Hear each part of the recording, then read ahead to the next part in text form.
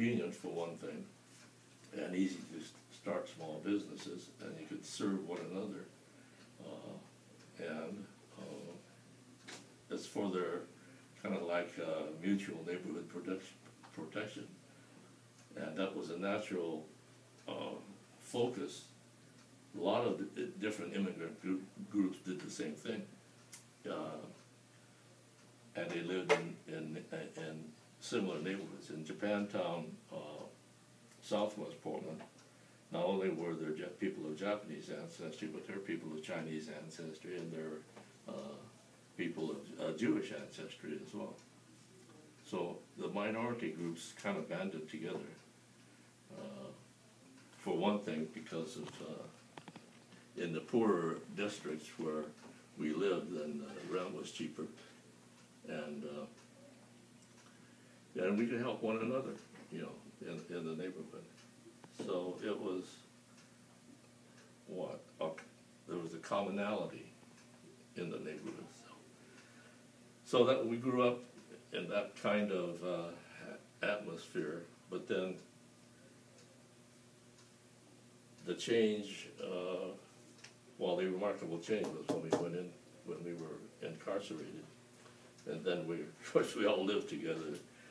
Then in 1945, when the exclusion order was lifted, then a lot of people started returning to their former homes, and but not everybody came back to Portland, say, for example.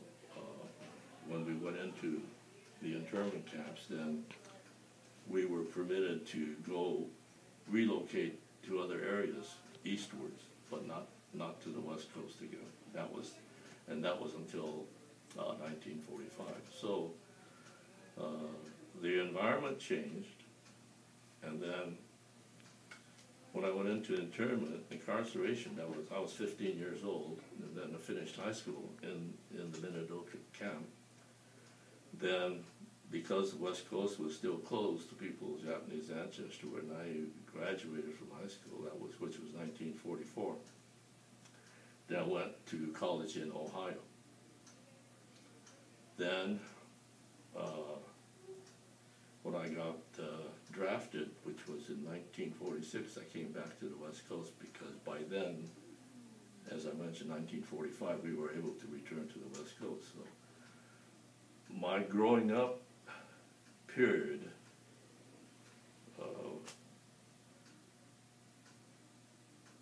I would say was completed when I left the internment camp to go to college, because I was 17 years old at that time, and going to college in Ohio. First I went to Cleveland, Ohio, then went to Delaware, Ohio, where the college was located. But that was a change in my growing up. I was independent and away from parental supervision. But I had grown up with good manners, I guess. So I was able to get along independently. So, and that was my growing up. Part of it under internment. But just to clarify, so how old were you when you went into the internment camp? 15. I was a sophomore at the old Lincoln High School, which is now part of Portland State. And one of the really, really positive things that happened as a result of my being at the old Lincoln High School, when I was going to high school in Minidoka, the principal called me in one day and said that your Spanish teacher at the old Lincoln High School gave you full credit for that spring term. So he said, what that does, it gives you enough credits that you can graduate from high school a year earlier. So I graduated in 1944 instead of 1945,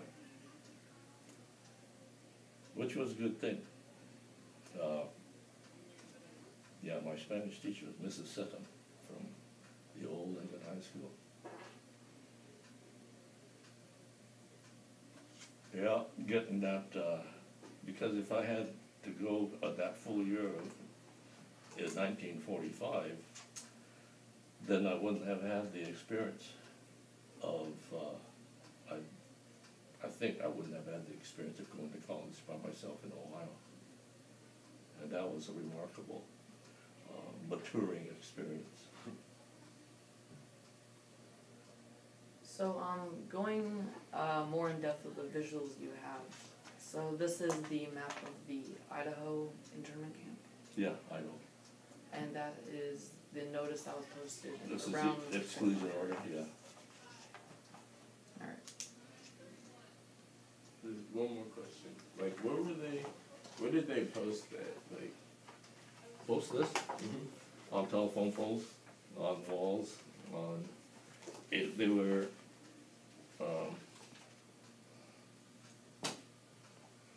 well, they knew where the Japanese population resided.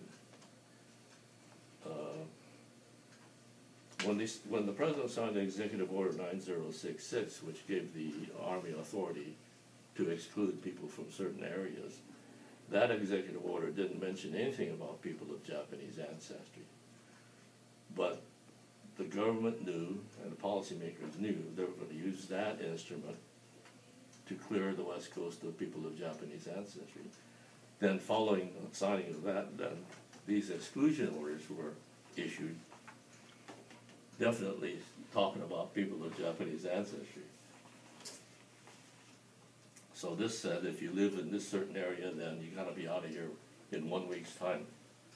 And this says, in so many words, to report to the Portland Assembly Center.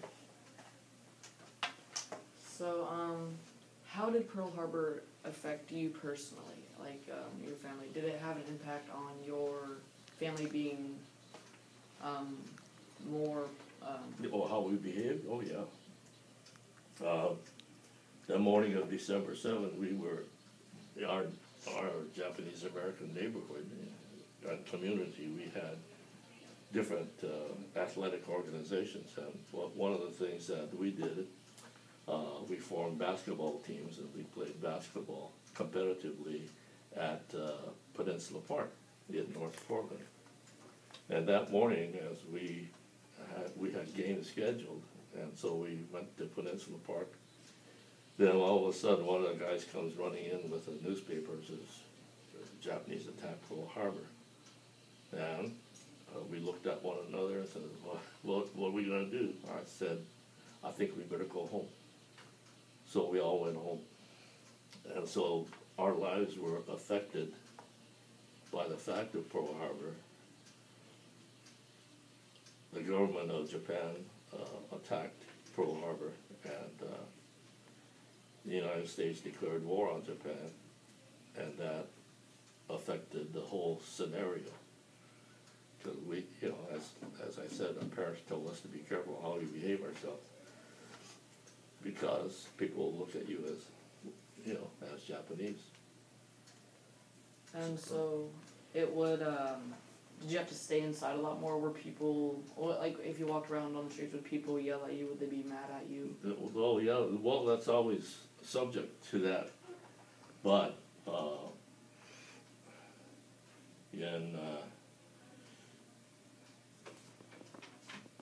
signed the executive order in February. In March of 42, the government imposed a curfew on people of Japanese ancestry. We had to be off the streets at 8 p.m. Until 6 a.m. the next morning. So customarily, our neighborhood guys would get together after dinner, and we'd, horse around. But what we started to do is, about 10 minutes to 8, we all ran home to get off the streets. We didn't want to be picked up by the police. so, just another question. When 9/11 happened, it was like cases where a lot of Muslim people were being attacked. Were anyone like close to you attacked after Pearl Harbor? No, not attacked necessarily. A lot of the acts of prejudice are very subtle, and not really violent. the violence perpetrated on, you know, people of, Muslim people or Arab Americans after September 11 was highly prejudicial and unfortunate, but there's always that element in the citizenry that want to, I guess, exhibit their patriotism in violent ways. It's very, very unfortunate, but that happens, you know. And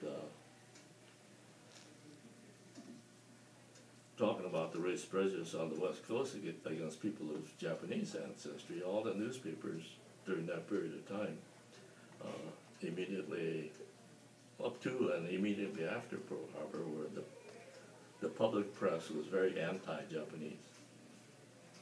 And the headlines were very, very derogatory against people of Japanese ancestry, and fueled the fire amongst the West Coast population, including politicians, that you gotta do something, the government's gotta do something about the Japanese. So that, with the prejudice being stirred up by the press, those kinds of things led to political pressure, which led to the signing of the Executive Order 9066.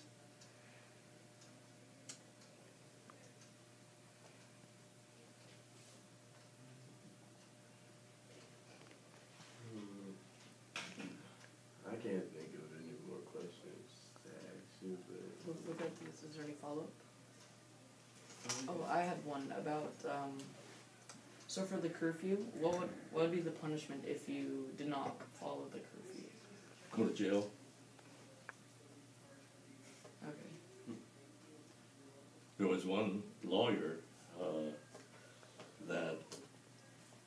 lawyer named Min Yasui.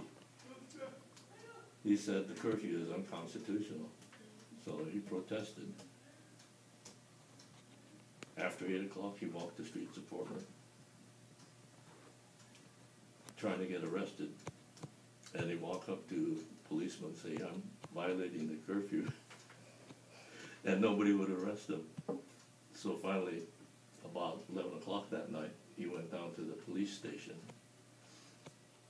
and told them he's violating curfew. So finally they arrested him and put him into jail and into solitary confinement.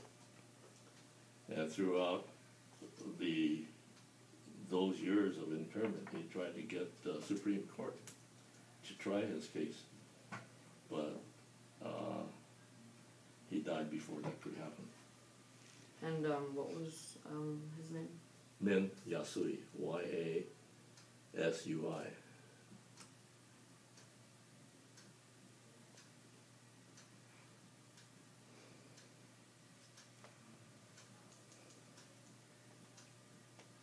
Matter of fact, his brother, Homer Yasui, is one of the panelists today. Really? Yeah. Do you have any connections with them? Like, did your family have any connections with them, or did With- he just happen to be another protest? No, we're friends. We've been friends for a long, long time. But Homer is a little bit older than I am. But the Yasui family was the family from Hood River that were the subject of the book called The Stubborn Twig, which was a book club recommendation. And that book represented, I think, 4 generations of the Yasui family from Hood River. And Hood River was known for its deep race prejudice against people of Japanese ancestry.